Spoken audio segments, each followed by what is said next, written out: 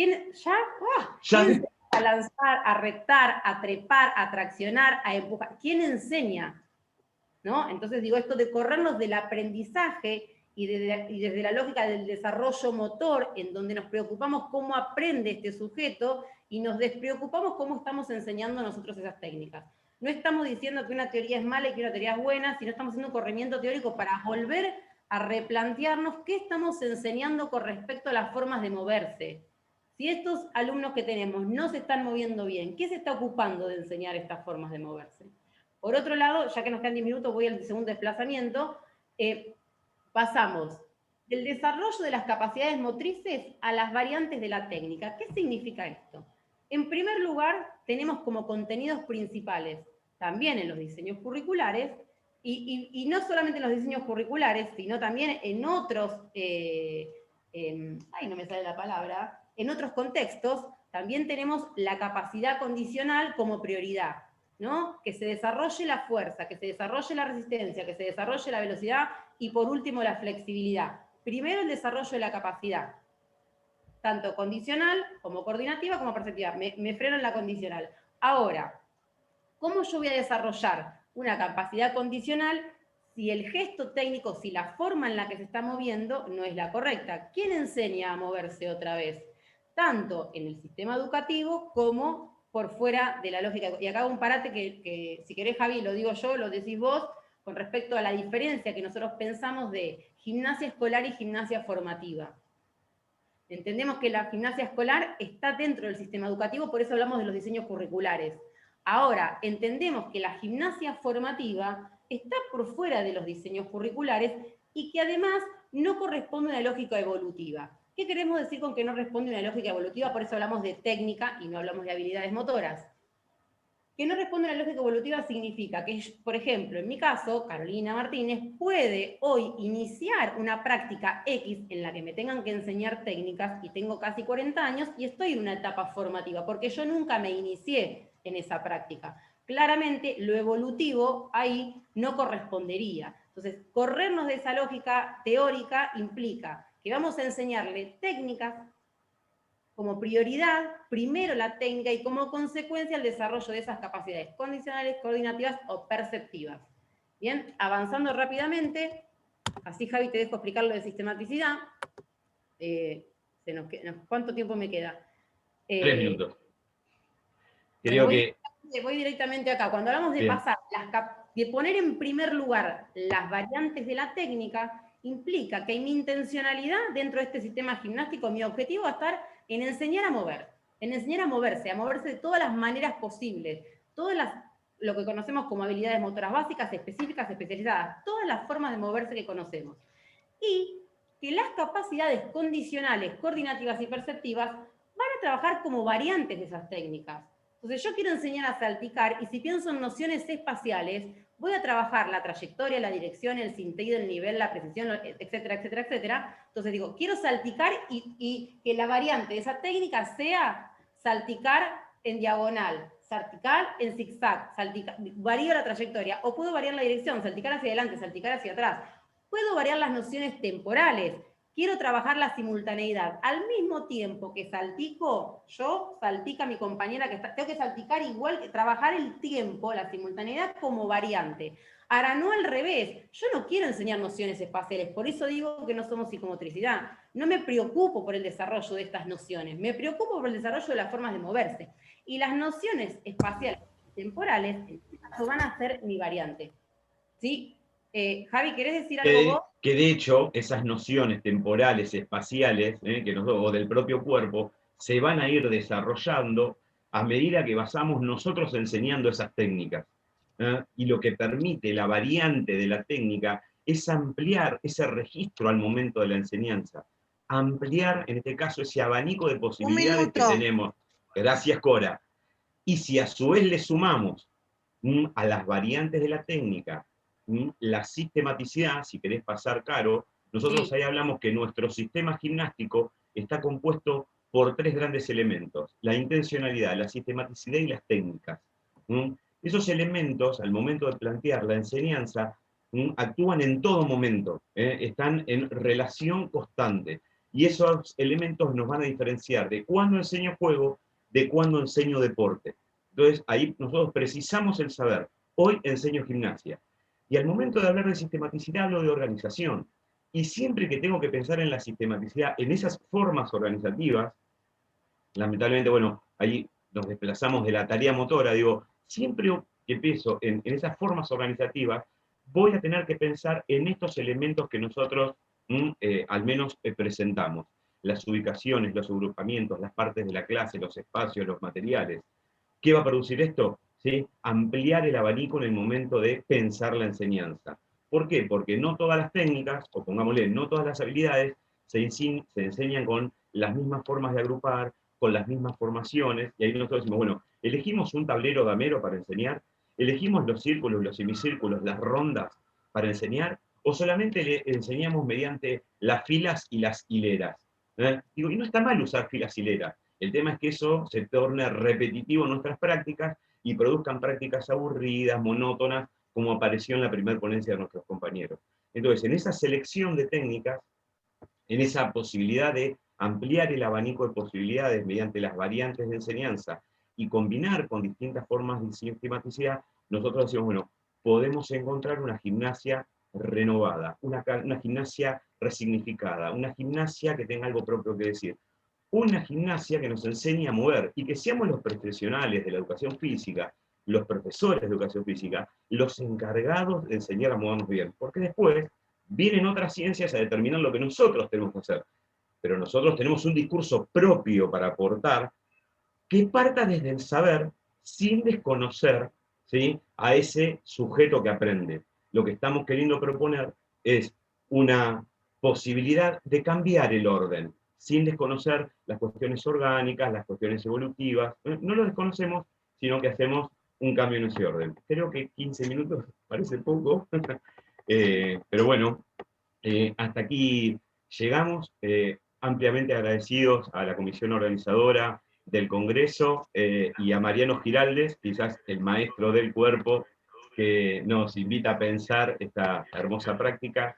Y acá dejamos nuestros contactos para aquellos que quieran seguir pensando, aquellos y aquellas que quieran seguir pensando este sistema gimnástico y a dar respuesta a nuestras prácticas. Muchas Bueno, gracias. muchísimas gracias. Claramente nos queda un montón, pero bueno, muchas gracias por la participación.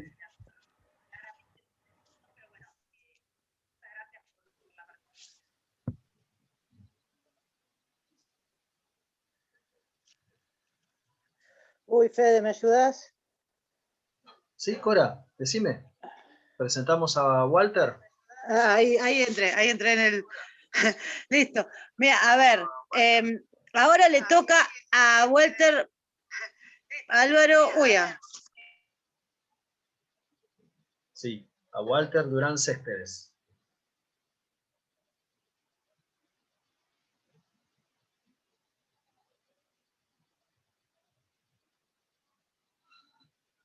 Bueno, Walter,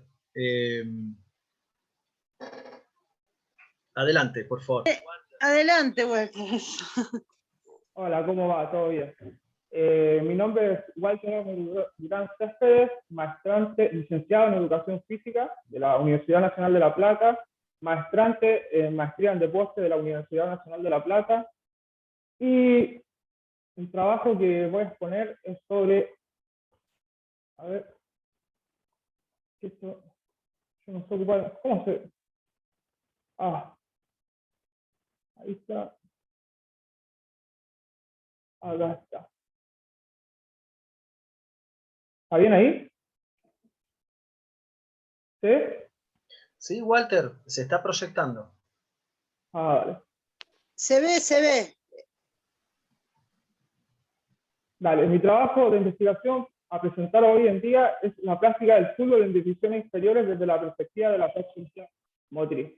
La investigación tuvo un punto de partida de la información recogida a partir de las observaciones realizadas durante las prácticas de división inferior del Club Universidad de Chile, donde estuvo con entrevista a docentes a cargo de categorías sub-20, sub-12 y sub-13, para el análisis de la bibliografía específica sobre el tema tratado.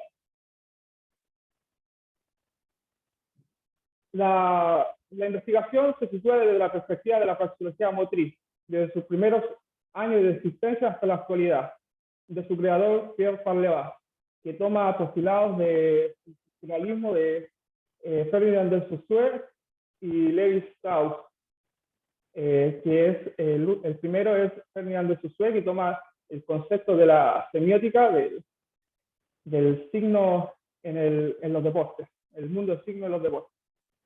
Parlevas define la praxeología motriz como la ciencia de la acción motriz, llamada también praxeología motriz activa, un campo de ciencia que se considera como objeto de estudio el conjunto de actividades físicas a las cuales denomina acción motriz, que ha sido particularmente excluido por las investigaciones científicas actuales. Aquí, ¿qué quiero decir? Que se opone a las teorías que estaban predominando en esa época del siglo XX, desde la mitad del siglo XX, todas esas teorías que había sobre el físico deportiva, la psicomotricidad, Parlevas se va a oponer a todo eso y va a realizar sus postulados mediante algunos postulados científicos del estructuralismo. El objetivo de este estudio fue el análisis del juego deportivo fútbol desde la perspectiva de la praxeología motriz, indagar conocimientos que poseen los jugadores y profesores acerca de la lógica interna de la práctica deportiva, categoría masculina sub-12 y sub-13, realizar un análisis de la lógica interna de los deportes de cooperación desde la perspectiva de la praxeología motriz y desde la perspectiva de su enseñanza. Acá alguna definición acerca del fútbol. Uno de los propósitos de este trabajo es el estudio de la lógica interna de los juegos deportivos de cooperación-oposición. Para ello seleccionamos el caso particular, el fútbol, que es definido por la Real Academia Española como deporte equipo que se juega con un balón que no puede tocarse con la mano ni los brazos. Aquí aparece un autor que también toma algunos postulados del estructuralismo de la noción parlevasiana y define el fútbol, que es un deporte colectivo donde los jugadores están agrupados en dos equipos en relación a adversidad y rivalidad deportiva, donde existe un duelo constante por la conquista del balón respetando las normas del juego, donde el principal objetivo es introducir la pelota mayor número de veces en el arco contrario y evitar que éste entre en propia portería para alcanzar la victoria. Las bases teóricas y psicopedagógicas del modelo estructural. Partiendo de la idea que un modelo estructural es una representación simplificada de formas más o menos abstractas y ser posible matematizado de una relación causal o descriptivo entre los elementos de un sistema o un modelo que crea una red de interacción. Acá, en esta idea, Parlevas toma mucho la corriente que existía de matematizar el deporte. Entonces, va a tomar a autores como Ferdinand de Saussure, Levi Strauss, para completar su proyecto de tesis doctoral y crear la ciencia de la acción motriz. Continúo aquí. Aquí vamos a empezar por el análisis de la lógica interna de los juegos deportivos. Aquí Parlevas señala que el praxeólogo se esfuerza por descubrir la lógica interna de las prácticas ludomotrices, busca sus rasgos específicos, es decir, qué se refiere a la acción motriz en sus propias técnicas de ejecución. El concepto de lógica interna, siguiendo Parlevas, tiene una definición, sistema de rasgos pertinente a una situación motriz y en consecuencia entre ella por una realización de una acción motriz correspondiente. Parlevas lo que busca a través de la matematización deportiva es el análisis de la estructura interna de los elementos que forman el deporte. Él va a tomar el estudio de la lógica interna de las prácticas y va a descubrir los sistemas que hacen que el deporte sea una práctica totalmente específica y se diferencia de las otras. No tomé el concepto de lógica externa porque muchos autores toman el concepto de lógica externa, pero eso ya sobrepasa la pertinencia de la praxeología motriz y se asocia a otros campos como la sociología, las la psicología, etc. Eso no estoy de acuerdo con algunos autores de la praxeología motriz. Acá vamos a señalar un breve análisis de la estructura del fútbol desde la praxeología motriz. El fútbol es un deporte de cooperación-oposición que enfrenta a dos equipos compuestos por 11 jugadores en un espacio visible delimitado en un enfrentamiento incesante por conseguir la posesión del balón por una misión de introducirlo la mayoría del número de veces en la portería contraria para marcar goles y evitar que entre en su propio campo. Por lo tanto, desde que se inicia el partido, los elementos de ambos equipos realizan un conjunto de acciones individuales y colectivas permitidas en el reglamento, en el terreno de juego, con principal objetivo de ganar el partido. Acá quiero señalar algo que Parlevás toma mucho lo de la comunicación motriz de las teorías de Ferdinand de Saussure. Toma mucho el deporte como la comunicación que se produce dentro del deporte. Todo lo que tenga, él habla del deporte como un mundo de signos, rescatando toda la teoría del estructuralismo. Acá también quiero hacer un análisis al reglamento, que es la principal característica que tiene el deporte y hace que un deporte se diferencie de otro. Eso también lo recalca muy bien Parlevás, que el reglamento va a hacer que el deporte sea un deporte específico y no otro. Cabe destacar que la perspectiva del fútbol como sistema abierto, dinámico y en un equilibrio inestable, definiendo este como una forma de vida, Castellano 2009. Los parámetros que configuran la lógica interna del fútbol para Castelo citaban Hernández Díaz y Flores son lógica del factor del reglamento, lógica del factor del espacio de juego, lógica del factor técnico, lógica del factor del tiempo, lógica del factor de comunicación motora y lógica del factor táctico, estratégico. Aquí quiero señalar algo muy importante, que existen varias perspectivas de la praxeología motriz y existe un autor que se desprende un poco de los postulados de Parlevás, que es Hernández Moreno, que acá sale citado, que tiene otra visión más de la praxeología motriz como estructural sistémica, que la praxeología motriz va a tener una parte estática que va a permitir que la parte dinámica haga que el deporte tenga sus... A ver cómo no me sale el deporte. La parte estática va a hacer que el deporte sea el deporte específico, y esas funciones, mediante las funciones de la parte estática, se van a promover la parte, ¿cómo se llama? Abierta. ¿Cómo se llama eso? No sé si se entendió muy bien, pero tiene una diferencia, marcan una diferencia con Parlevás. Los métodos que utilicé para este trabajo son cualitativos, ya que trata de interpretar el grado de conocimiento que tienen los entrenadores y jugadores del club profesional acerca del concepto teórico de lógica interna y sus principales componentes dentro de un juego deportivo. Acá lo que yo traté al ingresar al Club Deportivo Universidad de Chile fue qué grado de conocimiento tienen los profesores y los jugadores hacia el concepto de lógica interna y algunos postulados de la praxeología motriz.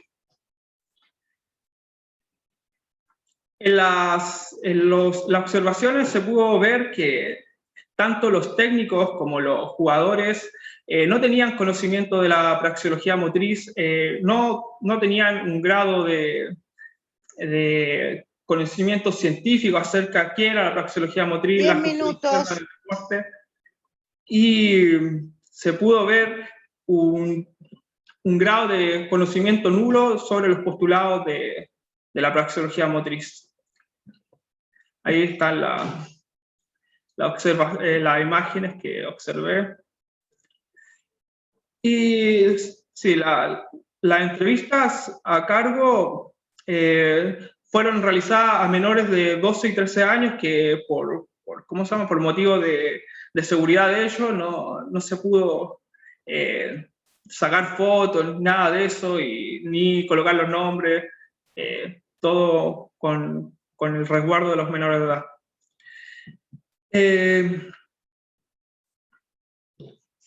Acá algunas reflexiones y análisis de las prácticas observadas. Todo el estudio que hice, me di cuenta que los profesores y jugadores no tenían conocimiento acerca de la teoría de la praxeología motriz, pero sí contaban con una visión acerca de la lógica interna y de los parámetros que configuran el deporte. Ellos sí sabían que existía una táctica, una técnica, un reglamento, un espacio determinado para la práctica del deporte, pero no tenían el conocimiento de que de esa estructura es más asociada a la teoría. Los profesores de Chile carecían de la teoría de la praxeología motriz, y como conclusión llegué que la praxeología motriz no hay un conocimiento muy grande acerca de esta ciencia de la acción motriz que nace de Parlevas. Aquí están las conclusiones. Una de las conclusiones que consideré también, y algo que traté de escribir ahí, que fue acerca de que cómo considero desde esta perspectiva trabajar a partir de los conceptos lógica interna sería un gran avance para la enseñanza y entrenamiento de los deportes de cooperación o oposición, tales como el fútbol, lo cual permitiría que los jugadores tengan un mayor conocimiento de aspectos principales fundamentales de los deportes que ellos practiquen. Acá el conocimiento de la lógica interna desde el punto de la praxeología motriz es muy necesario para el rendimiento deportivo. Entre mayor conocimiento que tengan los alumnos, mayor grado de conocimiento tienen del juego y mayor eficacia tienen al momento cuando las situaciones se les produzcan cambiantes. Ellos ya poseen el conocimiento y pueden aplicarlo a la práctica misma. Aquí fueron todas las referencias y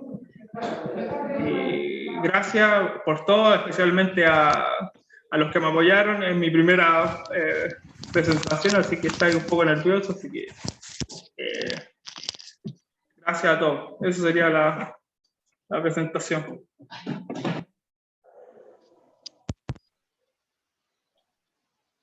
Gracias, Walter. Muy bueno, y sos el único que cumplió hasta ahora con el tiempo, ¿eh? Muy bueno, y sos el único que cumplió hasta ahora con el tiempo, ¿eh? A ver, un segundo.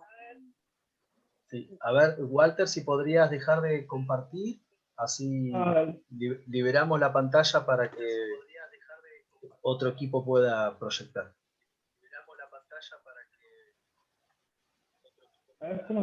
Bueno, ahora le toca a Andrew Wheeler, Sofía Díez y Sergio Bedur.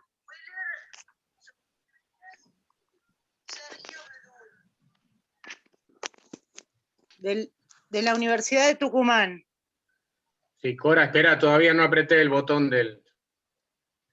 Espera que empiece a compartir pantalla. Bien, primero saludarlos a todos. Es un gusto poder compartir algo del trabajo que nosotros venimos haciendo por estos lares.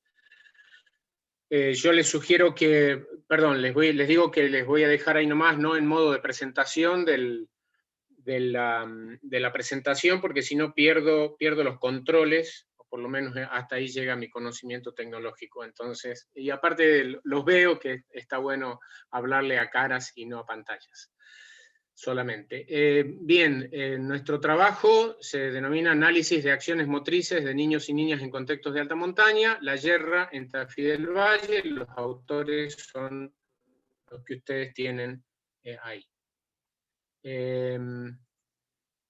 Nosotros, bueno, se pone medio lento esto, ahí está. Nuestra vinculación, este trabajo se vincula con un proyecto de la Secretaría de Ciencia y Técnica.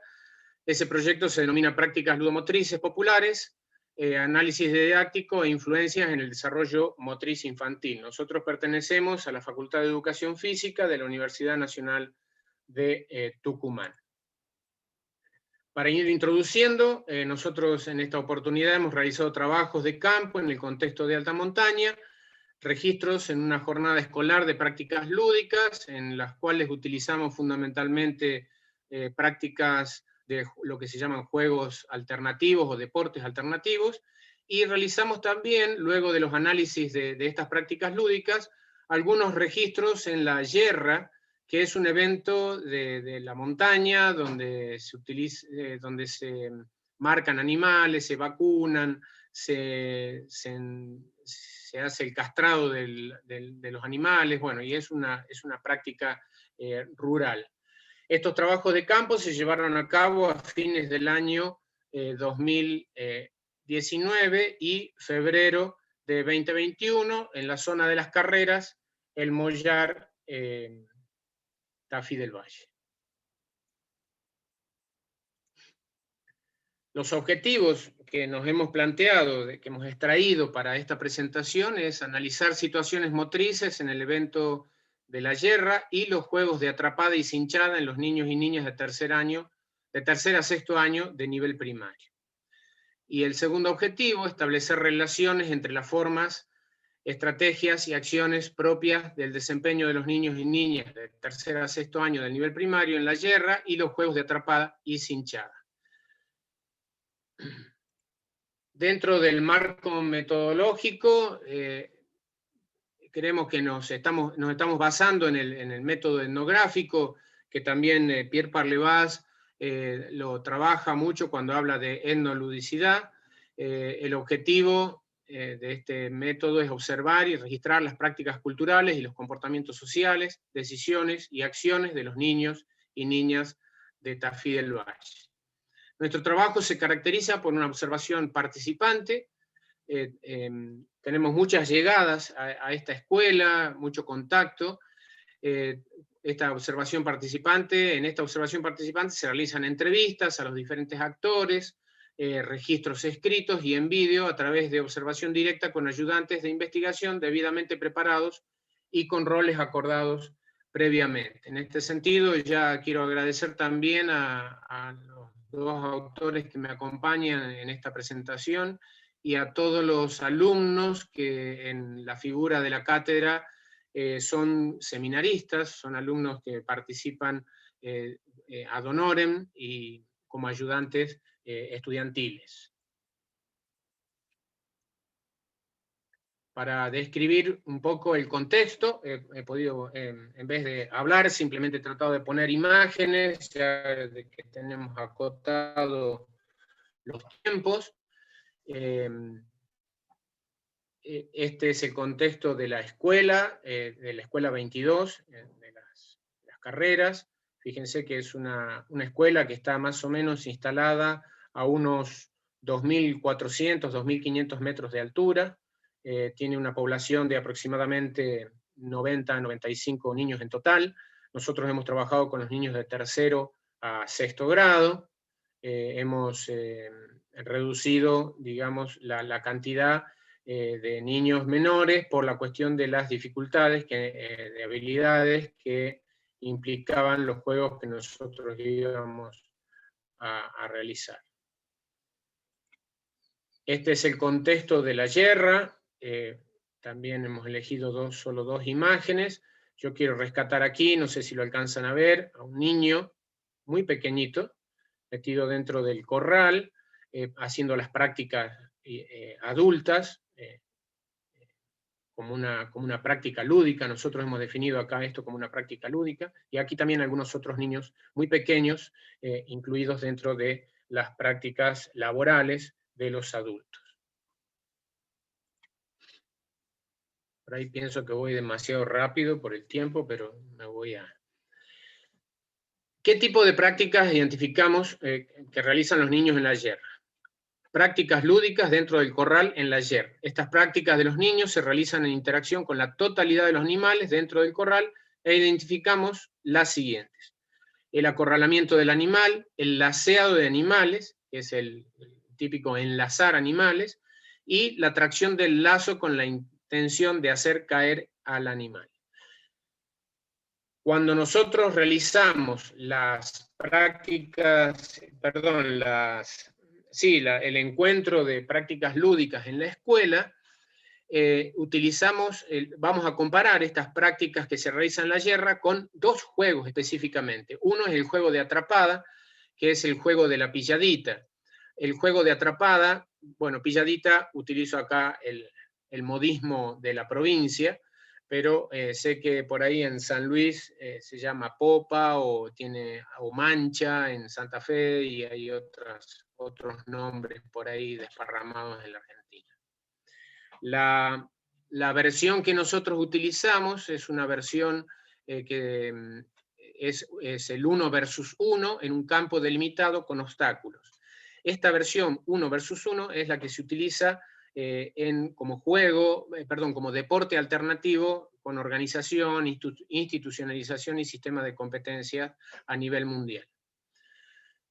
¿Qué conclusión o análisis hacemos, qué análisis hacemos parcial, digamos, de esto? Es que los niños, a diferencia de las niñas, desarrollan formas de acción muy relacionadas con las utilizadas en la yerra, desatendiendo los condicionantes de tiempo para lograr el objetivo motriz. Esta falta de adaptación, este ya es un análisis anticipado que hacemos, esta falta de adaptación al nuevo contexto, podría estar indicando, por un lado, que el trabajo con los animales, ese momento de la yerra, marca o reproduce el pensamiento estratégico, especialmente de los niños. Decimos especialmente de los niños porque las niñas no participan o escasamente participan en las actividades que se hacen dentro del corral.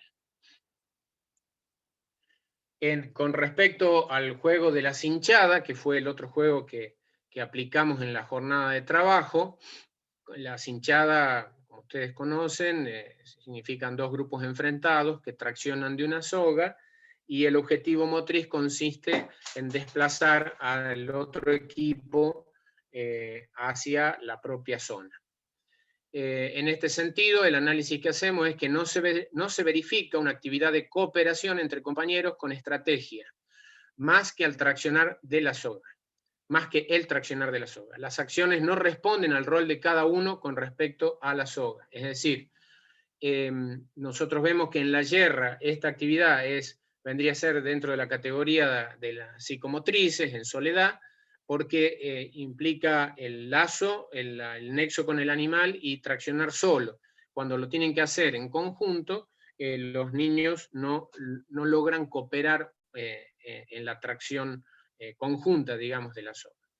Esta actividad se asemeja en un todo con las acciones observadas en la yerra, en el sentido de la tracción y el tomar las formas de tomar la soga. No se aplica una estrategia de equipo. ¿Qué cuestiones ponemos a discusión? La primera es que las acciones del desarrollo en la yerra se reproducen con una solución de continuidad de generación a generación sin someterse a juicio crítico. En nuestro trabajo hacemos un detalle bastante pormenorizado de las fases que tiene la yerra, y no se utilizan, por ejemplo, la manga, no se utilizan otras formas de menor sufrimiento para el animal, se siguen utilizando estas formas tradicionales que no son para nada económicas para el grupo de personas que realiza este trabajo. Entonces, decimos, esta costumbre se reproduce de generación a generación, y parece que a nadie se le ocurre, por ejemplo, utilizar formas más económicas de realizar la tarea. Gracias. Cora. Parece que esta marca de acción y estrategia se aplica acríticamente también en los juegos propuestos en la escuela. Entonces nos preguntamos, ¿cuál es el rol de una educación física que prescribe, en el diseño curricular lo tenemos, el rescate de ciertas formas y aspectos culturales de las prácticas físicas ancestrales o indígenas? Y decimos, la educación física regionalizada, que atiende a aspectos culturales, si bien podría reproducir formas de juego y prácticas propias del grupo al cual va dirigida, requiere de revisión en las formas de transmitirlas. notamos que esta transferencia directa que hay de la yerra y de las costumbres, como sometiendo el pensamiento estratégico de los niños, y que los niños traspolan directamente a una situación de juego, como por ejemplo decíamos, en la situación de la pilladita, no respetan la consigna del tiempo, por ejemplo. Ellos van despacito, acompañando y buscando al adversario para acorralarlo en el caso de la atrapada.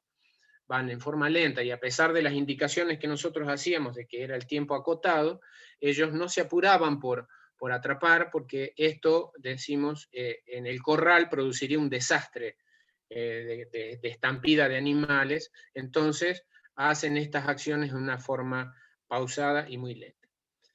Además, dentro de esta discusión se propone incluir otras prácticas que, más allá de ampliar el espectro de disponibilidad motriz en situaciones variables, permite potenciar las habilidades reflexivas para traspolar a la comunidad en lo que podríamos llamar un proceso civilizador. Finalmente, transcribo acá una cita de Raúl Gómez, que él dice: la educación física escolar, particularmente en los casos que presentamos, será un dispositivo de inscripción localizado, ya que es necesario analizar los significados que reproducen y producen durante los procesos de enseñanza, teniendo en cuenta o tratando de asegurar, en tanto la enseñanza es una práctica prescriptiva, eso agregamos nosotros, hasta donde sea posible su coherencia interna entre valores, normas y prácticas. En ese sentido, queremos decir que esta traspolación acrítica que se hace desde una costumbre a un juego específicamente, debería ser cuidada, digamos, en la educación física y fortalecida a partir de procesos, como dice Raúl Gómez, procesos reflexivos, alcanzar estos niveles de reflexividad en los niños a los fines de que puedan también traspolarlos a sus situaciones de vida, y así detectar, según la reflexividad, a detectar qué cosas son ineficientes, qué cosas los hacen infelices, y qué formas se pueden utilizar para cambiar esas costumbres ancestrales. Bueno, son 13:30, me ha limitado exactamente al tiempo. Gracias, Cora, y les agradezco a todos por haberme escuchado. También quiero agradecer especialmente al panel que tuvimos anteriormente, a todos los expositores que marcan una preocupación de plasmar, y nosotros es nuestra preocupación también, y nuestra ocupación, de plasmar todos los discursos, digamos así, contrahegemónicos de la educación física, plasmarlos en los territorios, cómo realmente el territorio cambia, las prácticas cambian en función de los análisis que nosotros hacemos y de los discursos que tenemos. Esta construcción de identidades culturales también requieren, digamos, de procesos de reflexión, en tanto muchas veces no implican cuestiones civilizatorias, podríamos decir. Bueno, muchas gracias, y esperaremos al momento de las conversaciones entre todos. Gracias.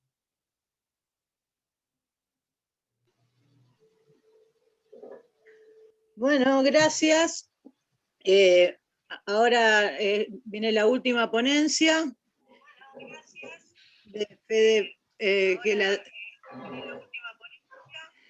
de Fede Pisorno, Delfina Rolandelli y Martín Marelli.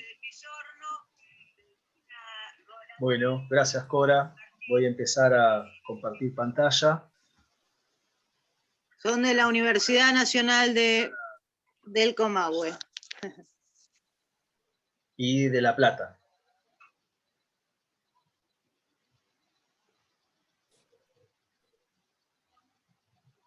Bueno, buenas tardes. Disculpa, sí, de La Plata. Disculpa, dos de La Plata. Disculpa. Ahí estamos. La virtualidad nos facilita, ¿no? que podamos tener un proyecto acá presentando una ponencia de diferentes lugares. Así que, bueno, arrancaré con la introducción para luego darle paso a mi compañera y compañero.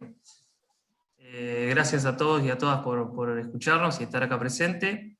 Mi nombre es Martín Marelli, y bueno, la ponencia se denomina Saberes de la Praxeología Motriz y la cultura escolar en la enseñanza de las prácticas corporales en educación física. La presentación que hacemos acá, esta ponencia, se deriva de un proyecto de investigación que se encuentra en pleno desarrollo y se denomina Educación Física, la lógica interna y la lógica externa en la enseñanza de las prácticas corporales, y transcurre desde el 2019 hasta el 2022, bajo la dirección del Dr. Sarabí, en el marco del Área de Estudios de Investigaciones en Educación Física, AIEF, perteneciente al Instituto de Investigación en Humanidades y Ciencias Sociales, a la Facultad de Humanidades y Ciencias de la Educación de la Universidad Nacional de La Plata. Destacar que es la continuación de un proyecto de investigación anterior, el cual se llama Lógica Interna, Prácticas Corporales y Educación Física, y que esta ponencia tiene el aporte de compañeros y compañeras que han trabajado con nosotros en el actual proyecto. Bien, Fede, ahí está. No, perdón, la anterior, Fede. Bueno. Bien, el marco teórico en el que nos basamos es la praxeología motriz. Varios de los expositores estuvieron hablando del tema, no quiero extenderme mucho sobre ello. Sí, qué es lo que tomamos nosotros de la praxeología motriz, que son estas dos grandes categorías, que son la lógica interna y la lógica externa, y la relacionamos a los procesos de enseñanza de tanto los juegos, los deportes y las prácticas corporales, dentro de diferentes instituciones educativas y en 3 lugares diferentes, dentro de la provincia de Buenos Aires, dentro de la Ciudad Autónoma de Buenos Aires y de la provincia de Río Negro. En los 3 niveles, inicial, primario y secundario. Voy a definir un poco qué es, o a tratar de mencionar qué es la lógica interna, ¿no? La lógica interna hace referencia a todas aquellas características propias de una práctica y los aspectos fundamentales de ella, que es lo que yo le digo la huella digital, el ADN, qué es lo que hace que una práctica sea esa y no otra, a través de un reglamento, de un espacio, de un tiempo, de los materiales y de la interacción que se produce con los demás, ya sea si tenemos compañeros o adversarios, si es una práctica sociomotriz o psicomotriz, y si es sociomotriz, si es con compañeros solamente, con oposición solamente, o ambas cosas. Y la lógica externa hace referencia a todos aquellos aspectos que provienen del contexto sociocultural que encuentran el lugar en los significados que se pueden desarrollar durante las prácticas corporales. Así la defiende Hernández Moreno. Nosotros también podemos decir que son todos aquellos aspectos que inciden indirectamente en la práctica, y uno de los ejemplos que claramente creemos que tiene que ver con lógica externa es lo que estamos viendo hoy en día y cómo incide, ¿no? La pandemia, cómo incide en la práctica, en la enseñanza, cómo podemos nosotros desenvolvernos dentro de la escuela. Eso cambia, o cambió, mejor dicho, nuestro desenvolvimiento, nuestro desempeño dentro de la escuela, tanto en las prácticas deportivas, en los juegos, como, bueno, son todos aquellos aspectos que no intervienen directamente en el juego, ¿sí? Que vienen de afuera y que no tienen que ver con el deporte, el juego o la práctica corporal que se esté realizando. Bien, le doy pase a mi compañero. Bueno, gracias Martín. Lo interesante del proyecto de investigación es que incorpora al análisis del saber, de la lógica interna, de las prácticas corporales que se pueden enseñar en educación física, en la lógica externa. Y hemos rastreado como como tarea en los diseños curriculares de las 3 jurisdicciones, de qué manera tanto la lógica interna como la lógica externa aparecen escritos, ¿no? De alguna manera, en la cita que vemos aquí del diseño curricular de la provincia de Buenos Aires, se hace referencia a las manifestaciones culturales, ¿no? Que van cambiando y que continúan haciéndolo en función de los contextos. Recién tuvimos la presentación de los compañeros y compañeras de Tucumán, en el cual una práctica netamente territorial se hace presente en función de ese contexto y de la cultura que lo rodea. De alguna manera son aspectos que tienen que ver con la lógica externa. Pero lo interesante también es que hay un cruzamiento con otro concepto clave que propone el proyecto de investigación, que es la cultura escolar. Como estamos mirando los diseños, obviamente la mirada está enfocada y orientada a las prácticas escolares de educación física. Y nos preguntábamos, nos seguimos preguntando, en relación a cuánto de la cultura escolar que se hace presente, a veces como distintos autores lo pueden nombrar, como gramática escolar o como clima escolar, se hace presente o se tiene en cuenta o condiciona una práctica de enseñanza en el ámbito de la educación física. Por ejemplo, si vamos al análisis del diseño curricular de educación inicial de la provincia de Río Negro, en la página 34, donde cita cuáles son los pilares sobre cómo enseñar, se enuncia que deberíamos tener en cuenta la multitarea, ¿no? En el sentido de que cada niño, cada niña, como sujeto independiente y de saberes propios, puede ir generando creativamente diferentes alternativas de acciones, de qué manera pensar que el ambiente es alfabetizador, generando, tal como se menciona en el diseño, escenarios lúdicos en los cuales los y las niñas puedan desarrollar su motricidad y su corporalidad,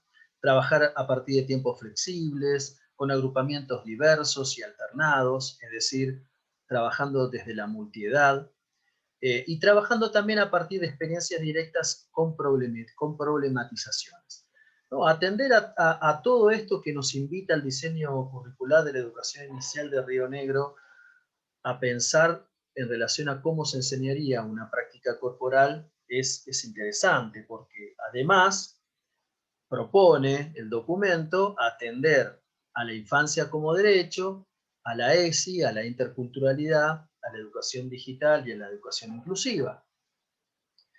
En ese sentido, no es construir, a modo de ejemplo, ¿no? un recorrido en el cual los chicos van pasando y haciendo lo que el docente diseñó, sino que estamos hablando de generar un espacio creativo, autónomo, lúdico, en el cual los chicos y las chicas puedan desarrollar su disponibilidad corporal. De esta manera podríamos empezar a pensar que los diseños, en este caso el diseño de educación inicial, pero antes también el de secundaria de provincia de Buenos Aires, bueno, nos va condicionando de alguna manera a comprender cómo podría ser la enseñanza de esas prácticas corporales, ¿no?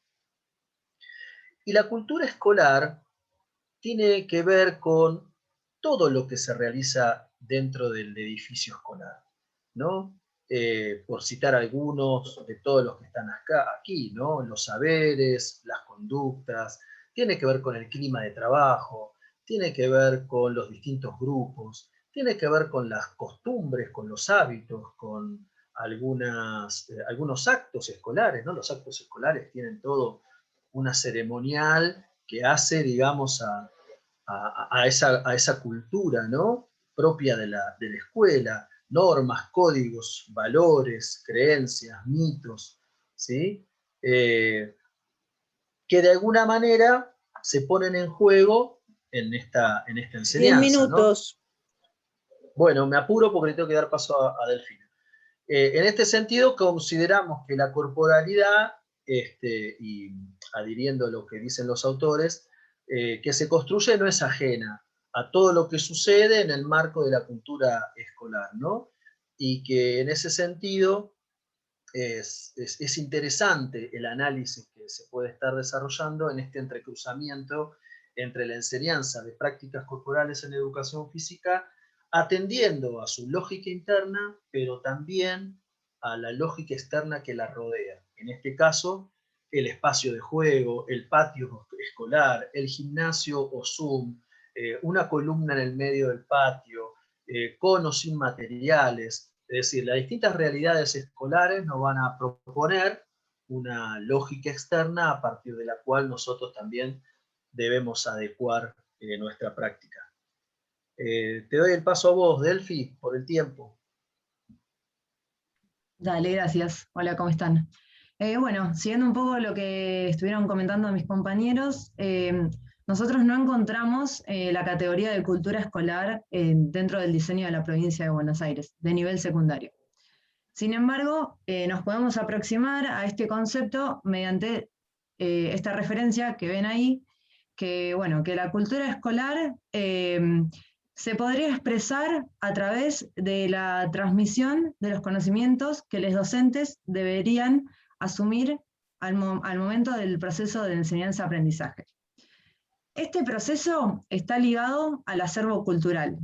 Por lo tanto, la escuela podría figurar como aquella institución donde se hace posible este intercambio, teniendo en cuenta la diversidad cultural, los distintos contextos a través de toda la provincia y tomando a los estudiantes como sujetos portadores de saberes socialmente adquiridos.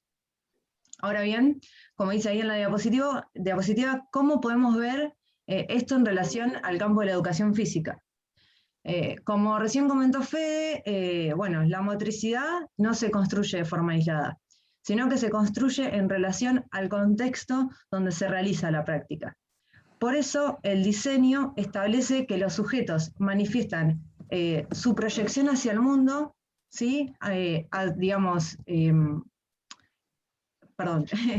Lo hacen en relación a conocer el mundo, ¿sí?, a través de la motricidad.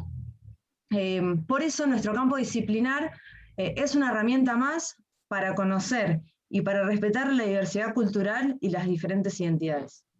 Bien, en relación a lo que es la praxeología motriz, a lo que nosotros encontramos en los diseños, encontramos tanto en la provincia de Río Negro como en la provincia de Buenos Aires el concepto de juego deportivo. Parlevas lo define como aquella situación sociomotriz de enfrentamiento codificado, ¿sí?, que va a estar determinado por la lógica interna. Este juego deportivo lo diferencian dos: el juego deportivo no institucionalizado y el juego deportivo institucionalizado. El juego deportivo institucionalizado es aquel que tiene reglas fijas, estandarizadas por alguna institución, sea nacional o internacional, es lo que conocemos como deporte. Y el juego deportivo no institucionalizado es aquel que tiene reglas flexibles, aquel que conocemos como juego motor. Los diseños en nivel secundaria propone la construcción en relación a los juegos deportivos, la construcción solidaria de reglas, ¿sí?, y la adecuación acordada de las mismas. Por eso podríamos asimilarlo a un juego deportivo no institucionalizado, por esta característica. Un minuto. Dale, gracias. De la flexibilización de las reglas. Quedó el eco. En conclusión, los diseños curriculares nos brindan un gran abanico de categorías en relación a los modos pedagógicos de intervención docente. También consideramos que los aportes que hizo la praxeología motriz a lo largo de todos estos años fueron tomados por el campo de la educación física y son tomados hoy en día para construir conocimientos más amplios, reflexivos y críticos. y podríamos vincular a la cultura escolar con la lógica externa en relación a los sujetos, a los modos de producción de conocimiento y a los cuerpos. Por todo esto nos preguntamos, ¿cómo figuran, cómo aparecen los juegos motores en nivel secundario? ¿Cómo se concibe el deporte? Y bajo qué marco teórico se encuentran los contenidos que nosotros vemos en los diseños curriculares. Eso es todo, muchas gracias, y bueno, abrimos paso a las preguntas.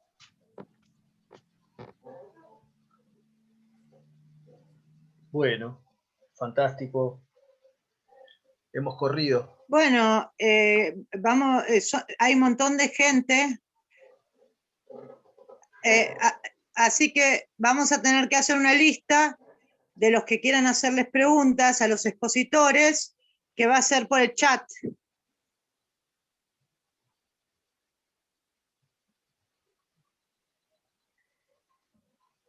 Y ahí veremos qué alcanzamos a hablar.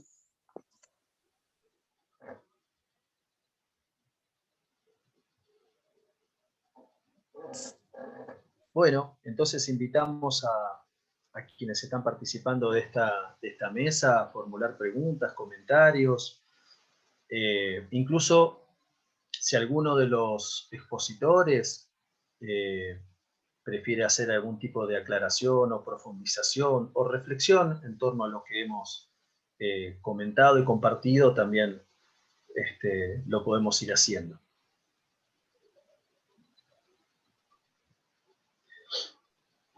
Sí, Federico. Sí, dale, Willer. No sé si es que no hay preguntas, ¿no? Por ahora no, pero bueno, ahora dale con tu participación y leemos lo que vaya llegando. No, solamente comentar la importancia que tuvo el panel que nos precedió, donde Osvaldo marcó esto de las caracterizaciones, qué define, qué caracteriza a la educación física, qué la distingue, qué rasgos tiene, ¿no? Uh-huh. Y en esta situación de pandemia, nosotros hemos visto, por lo menos en nuestra provincia, que hay como un recrudecer, dada la pantalla, dada la situación del niño ahí frente a la cámara y demás, que recrudecen todas las prácticas tradicionales, ¿no? De imitación, de reproducción y demás. Entonces, me parece que en este concepto de Bourdieu de distinción, probablemente, y el esfuerzo que yo sé que estamos haciendo, y ustedes particularmente como organizadores, es la de instalar este movimiento, podríamos decir, como contrahegemónico, ¿no? Dentro de la educación física. Esas prácticas que se reproducen, evitar las prácticas que se reproducen sin tener reflexión sobre ellas, sin tener un espíritu crítico, una conciencia crítica sobre ellas. En este sentido, lo que nosotros estamos estudiando, cómo la cultura, ¿no es cierto?, populares, hacen una marca muy profunda dentro de la identidad motriz, podríamos decir, identidad motriz de los niños, al punto que, bueno, que juegan sin un planteo estratégico acorde y adecuado, digamos, a las situaciones motrices que se le plantean. Eso. Andrew, ya que estás con la palabra, y después le doy la palabra a Sofía, que quería hacer también una pregunta. Sí. Acá en el chat comentan que varias veces nombraste este término proceso civilizador, ¿no? Y entonces quien hace el comentario como que no le quedó demasiado claro en relación a qué o desde qué perspectiva estabas analizando la práctica con ese término, ¿no? Bien, si bien nosotros en este momento estamos presentando solamente a cuestiones en relación a las acciones de los niños, esta cuestión tiene más que ver con la lógica externa que mencionabas recién. El proceso civilizador de una costumbre tiene que ver fundamentalmente con los procesos de violencia que están inmersos en una determinada cultura de un grupo. En este caso nosotros hemos notado mucha violencia hacia los animales, por ejemplo. Hay un montón de prácticas mucho más evolucionadas a la costumbre que nosotros pudimos observar, que contemplan el sufrimiento del animal, por ejemplo. Por supuesto, una arista, una perspectiva que tiene que ver con este trabajo es el análisis de la violencia, cómo esta violencia hacia los animales también se puede traspolar a nuestros juegos, a nuestras situaciones motrices, a las situaciones de vida cotidiana, digamos, que viven estos grupos, ¿no? Por supuesto que tienen su forma de vida, respetamos su forma de vida, pero en muchos casos, por ejemplo, el encuentro de el fútbol femenino, y del fútbol masculino de los domingos, es una batalla campal, según lo que nosotros hemos tenido por algunos aportes que nos hicieron algunos actores. Es sumamente violento, y muchas veces el fútbol de los domingos termina a las piñas, ¿no? Como el mejor partido de fútbol donde se cobra mal un penal. Y los partidos de fútbol muchas veces, y por como ese comentario de los mismos actores, se utilizan muchas veces como forma de cobrarse otras situaciones de la vida cotidiana, porque le pateó el perro, porque le mató al perro, porque le mató al ternero, porque invadió sus territorios, lo que fuere, se emergen, digamos, dentro del partido de fútbol, ¿no? Después del full viene la explicación, porque me mataste el perro, por ejemplo, ¿no? O porque, bueno, actuaste de tal o cual manera. El proceso civilizador viene por ahí. Si la educación en estas escuelas, a partir de la educación física, simplemente reproduce las costumbres, reproduce los juegos, no estaríamos parados dentro de este movimiento contrahegemónico que yo estoy proponiendo. Gracias, Sandro. Sofía. Sí, es en relación a la última mesa panel, que ustedes hicieron referencia a cultura educacional, ¿puede ser? O cultura escolar. Cultura escolar. Bien, ¿es lo mismo que cultura institucional? O sea, ¿es sinónimo de lo que entendemos por cultura institucional? Martín, Sofía, ¿puedo decir algo? Mirá, nosotros hemos seguido unos cuantos autores, entre ellos Elías, Escolano, y no hablan de cultura institucional. Bien. Lo que no signifique que, pensando en estos dos términos, cultura institucional, no se refiere a lo mismo, digamos, ¿no? Es decir, algunos autores amplían la mirada de cultura escolar y hablan de gramática y de clima escolar. La gramática escolar tiene que ver más con aspectos duros, característicos de todos los ámbitos educativos escolares. Bien. En cambio, el clima escolar es como muy particular de cada institución, ¿no? De la forma en que se lleva adelante, los vínculos, las relaciones. Entonces yo no he encontrado en la bibliografía cultura institucional, sí he encontrado cultura escolar, gramática escolar, clima escolar, pero no estaría muy alejado a lo que los autores denominan clima escolar, ¿no? Es decir, lo que pasa propiamente dentro de una institución particular, ¿no? En cambio, la gramática tiene más que ver con todas las escuelas, o públicas o privadas, pero todas las escuelas, ¿no? En donde se hace la enseñanza, ¿no? Que tienen denominadores comunes, ¿verdad?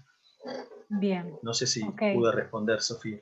Sí, está bien. En realidad yo cuando pensé el término de cultura escolar, hice como una asociación con cultura institucional, que es un tema, es un concepto que trabaja Poggi, Tiramonti, no sé si si han llegado, seguramente lo leen, lo conocen, entonces por ahí hice como esa asociación y no sabía si era lo mismo o no, pero bueno, creo que tiene mucho que ver con esto que hablas del clima institucional, ¿no?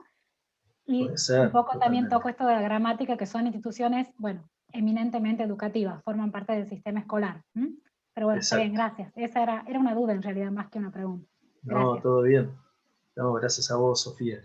Bueno, en el chat siguen apareciendo preguntas que me parece que tienen que ver con tu presentación, Andrew, ¿no? Una que dice que me gustaría preguntarle a Andrés sobre las prácticas que presentó, cómo lo lleva a cabo en relación a una clase de educación física, ¿no? En relación a los tiempos, a los espacios, a los materiales, ¿sí? Sí, casualmente no la entiendo bien ahí a la pregunta. Bueno, le podemos pedir a esa Andrés, persona práctica si presentó. puede habilitar el micrófono, si quiere, y lo clarificamos. Sí. Mientras tanto, si no, te puedo hacer otra. Claro, y acá Claudio pregunta, yo la estoy leyendo también. Dice, ¿es posible otras prácticas que destramen esta violencia hacia los animales o en esta población? Por supuesto que sí. En eso estamos, digamos. Dado que nuestro trabajo tiene esta cuestión participativa, digamos, estamos un poco preocupados, digamos, por esa situación y tratando de destramarlo, digamos. Me pregunta específicamente, ¿desde la comunidad docente se habla de esto? Mirá, este trabajo lo hicimos a finales del 2019, las bajadas a terreno. Algo hicimos en el 2020, al final del 2020, obviamente trabamos con el tema pandemia, pero la idea es hacer una devolución a la comunidad educativa de algunas conclusiones. Seguro llegar y charlar con los y las docentes, bueno, con toda la familia educativa, como dice nuestro ministro, ¿no? Bien, y a continuación había una pregunta también en torno a tu presentación, a la presentación de ustedes, sobre la participación de las niñas, ¿no? Vos habías hecho el comentario de que prácticamente no participaban. ¿Cómo? No, en la tarea que hicimos de jornada de juegos alternativos, las niñas participan muy activamente, muy activamente. Lo que sí se nota, y lo marco ahí en el trabajo, esa diferenciación de pensamiento estratégico. Es decir, como las niñas bueno, esto ya es una hipótesis, ¿no? Como las niñas no participan de la guerra, no tienen tan incorporado estas cuestiones del acorralamiento del animal, por ejemplo, de ir despacito. Creemos, ¿no?, que tiene que ver con esta relación. Y con respecto a las clases de educación física, no hemos notado que las niñas estén subsumidas, digamos, por una predominancia de los roles de los varones, para nada, para nada. Bien. Digamos que los varones piensan menos. Hay una pregunta para Carolina y para Javier, para tratar de ser equitativos con las preguntas. Dice, ¿por qué buscan diferenciar o alejar a la gimnasia de la psicomotricidad si es que buscan enseñar a moverse desde los aspectos evolutivos básicos? Pues yo un poquito y después vas vos, Javi. Dale, Caro. En primer lugar, consideramos que la gimnasia no es psicomotricidad, ¿no? Son saberes diferentes, ni mejores ni peores, simplemente son distintos. Y entendemos que la gimnasia no va a enseñar no enseña desde una lógica evolutiva, ¿sí? Particularmente pensamos esto porque es un poco lo que nos pasa en el campo, cuando vamos a practicar, cuando estamos en clase. Yo recibo un grupo que cronológicamente, y esto nos pasa a todos, ¿no? Cronológicamente tienen determinada edad, y eso no quiere decir que motrizmente sean todos iguales. Sin embargo, la lógica evolutiva sí nos dice eso, que a determinada edad suceden determinadas cosas, tanto en el aspecto motor, como en el aspecto cognitivo, como en el aspecto social, como en el aspecto, etcétera, etcétera. Digo, la psicología puede utilizar, o nosotros consideramos que la psicología le servirá trabajar de manera evolutiva para algunas cuestiones. No lo sé porque no soy psicóloga, y un poco lo que decía Javi, no queremos que otras ciencias tal vez nos digan un poco lo que nosotros debemos hacer en nuestro campo. En este caso, cuando planteamos la gimnasia por fuera de la lógica evolutiva, lo que decimos es, Nosotros enseñamos X formas de moverse. La que ustedes quieran, piensen en cualquier técnica, lo que se les venga a la cabeza. Tenga 10 años, 20 años, 5 años, voy a partir de lo que sabe, de sus experiencias previas. ¿Sabe o no sabe hacer ese gesto técnico? Parte de donde sabe. Si sabe hacerlo, aumentaré la complejidad. Si no sabe hacerlo, enseñaré de cero ese gesto técnico, esa habilidad motora, o como quieran llamarlo. Entonces, no hay una cuestión evolutiva que yo tengo que enseñar tal cosa a determinada edad. Puedo yo tener 20 años, que es lo que nos pasa también un poco en el profesorado, ¿no? Nos encontramos con estudiantes que tienen 20 años y no por tener 20 años saben hacer todas las formas de moverse. Como así también nos pasa cuando recibimos un niño de 5 años y decimos, wow, ¿no? ¿Cómo se mueve? ¿No? Entonces ahí nos corremos un poco de la lógica evolutiva. Ahora, Javi, te dejo una cosita que tiene que ver con respecto a la sistematicidad. ¿Por qué también nos parece importante corrernos de lo evolutivo, no solamente corrernos de la lógica psicomotriz, sino porque el otro elemento, pensando en la lógica que tiene esta práctica, ya digo, utilizando algunos términos que mencionaron en otras ponencias, la lógica de la gimnasia tiene 3 elementos, que son la sistematicidad, la intencionalidad y la técnica. Y dentro de la sistematicidad, pensar de manera no evolutiva y pensar desde la lógica de la variante, me va a permitir a mí poder atender las necesidades de todos esos estudiantes que yo tengo en mi práctica, a través del criterio de performance. ¿Qué implica el criterio de performance? Que si yo tengo una actividad X, pensé una actividad, estoy desarrollando una forma organizativa en mi práctica y conozco las variantes de esa técnica, voy a elegir simplemente qué variante más compleja para aquel que sabe mucho y qué variante menos compleja para el que no sabe tanto.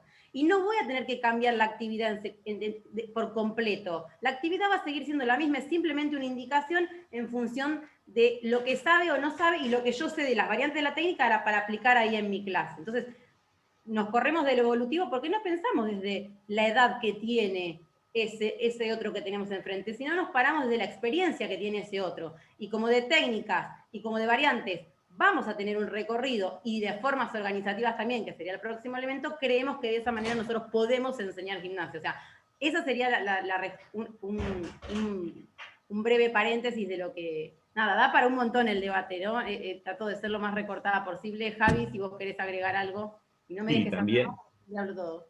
No, también un poco, digamos, no podemos dejar de reconocer los aportes que le ha hecho la psicomotricidad a la educación física, porque ha tenido grandes aportes y la educación física también la ha tomado y se ha apoyado, y acá no es algo en contra del discurso psicomotriz, por el contrario, digo, pero también pensar que la psicomotricidad nacida en Francia, digo, tenía determinadas intencionalidades, y cuando ingresa a la Argentina en la década del 70, con una fuerza muy grande, se empezó a construir todo un discurso psicomotriz que los profesores y las profesoras de educación física hemos incorporado, fuimos formados bajo ese discurso psicomotriz, y a la psicomotricidad lo que le ha interesado a lo largo del tiempo es utilizar el cuerpo como instrumento, en este caso para el desarrollo cognitivo.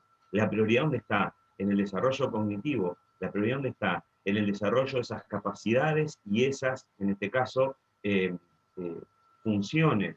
Por eso aparecen los conceptos de esquema corporal, ¿no? Y todo lo que trae aparejado.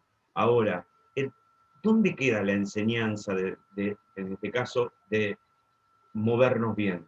Digo, ¿dónde queda la enseñanza de la gimnasia dentro de este discurso?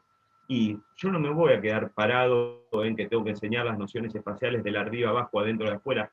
¿Lo puedo incorporar dentro de mis prácticas? Sí, pero en este caso supeditado a las técnicas.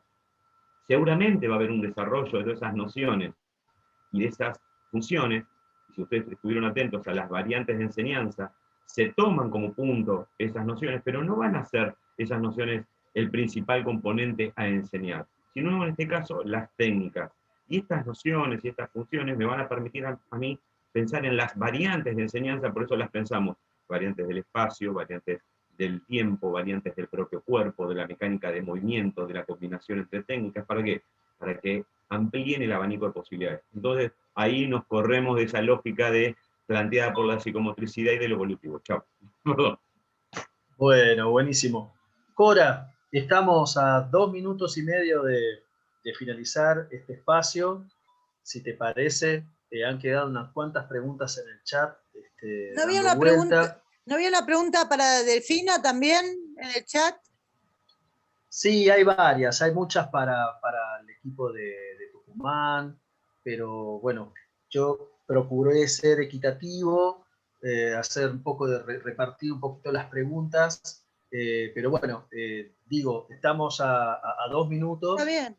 Y me parece que seríamos respetuosos de los tiempos para que se puedan ir preparando mate y invitarles a todos y todas que a las 3:30 de la tarde arranca el segundo panel del día,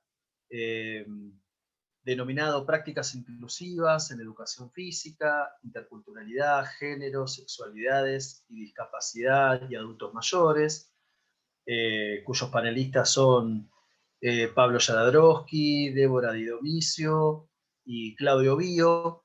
Creemos que Román Césaro no va a poder estar presente porque nos avisó que estaba transitando justo el coronavirus en su cuerpo, así que no estaba pobre en condiciones.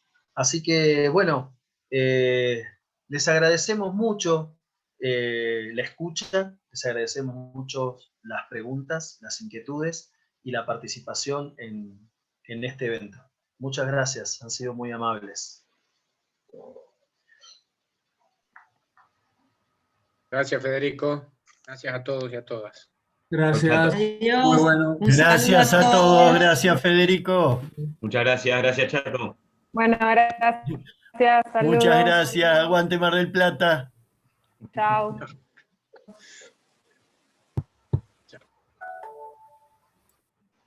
Muchas gracias, Federico. De nada, gente.